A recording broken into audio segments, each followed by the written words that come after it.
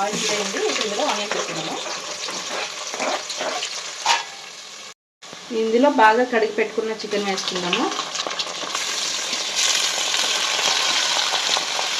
ఒకసారి చికెన్ అటు ఇటుగా కలిపేసుకోవాలి.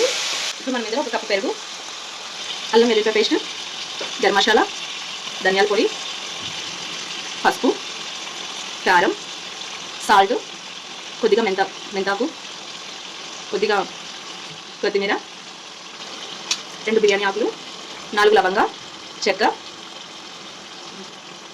4 యాలకులు. ఈ చికెన్ మొత్తం బాగా కలిసేలాగా ఒకసారి కలిపేసుకుందాము. కలిపేసుకున్న తర్వాత ఒక 2 నిమిషాలు లో ఫ్లేమ్లో పెట్టి ఉడికించుకుందాం. 2 నిమిషాలు ఉడికిన ఈ చికెన్లో బాగా కలిపేసుకొని ఒక గ్లాస్ వాటర్ అయితే వేస్తున్నాము. ఇప్పుడు ఒక 10 మినిట్స్ ఉడికించుకుందాము చికెన్.